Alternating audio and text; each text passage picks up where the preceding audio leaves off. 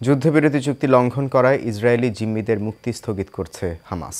ইসরায়েলের প্রধান মিত্র মার্কিন প্রেসিডেন্ট ডোনাল্ড ট্রাম্প বলেছেন, আগামী শনিবারের মধ্যে গাজায় আটক সব জিম্মিকে ফেরত না দেয়া হলে যুদ্ধবিরতি বাতিল করা উচিত।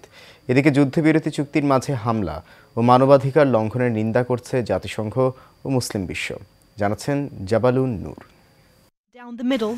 যুদ্ধবিরতি চুক্তির পরও একের পর এক হামলা চালাচ্ছে ইসরায়েল। এতে প্রতিদিনই ফিলিস্তিনের পশ্চিম তীর ও লেবাননে হতাহতের ঘটনা ঘটছে। এ অবস্থায় ইসরায়েল যুদ্ধবিরতি চুক্তি লঙ্ঘন করেছে বলে অভিযোগ করে হামাস মুখপাত্র আবু ওবায়দা জিম্মি হস্তান্তর স্থগিতের ঘোষণা দেন।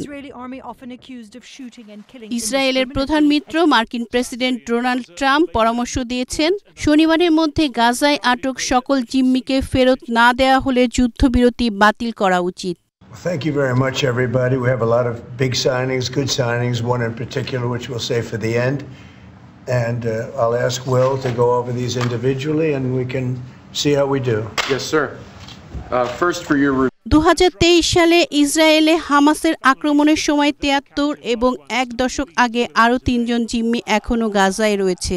এর আগে গাজা থেকে ফিলিস্তিনিদের স্থায়ীভাবে সরিয়ে নেওয়ার ঘোষণায় নিন্দা জানিয়েছে জাতিসংঘ, সৌদি আরব, মিশর, ইরান ও পাকিস্তান সহ পুরো মুসলিম বিশ্ব। গত 19 জানুয়ারি যুদ্ধবিরতি শুরুর পর থেকে 566 জন ফিলিস্তিনি বন্দীর বিনিময়ে 16 জন ইসরায়েলি এবং 5 জন থাই জিম্মিকে মুক্তি দিয়েছে হামাস। জাবালুন নূর, এশিয়ান টেলিভিশন।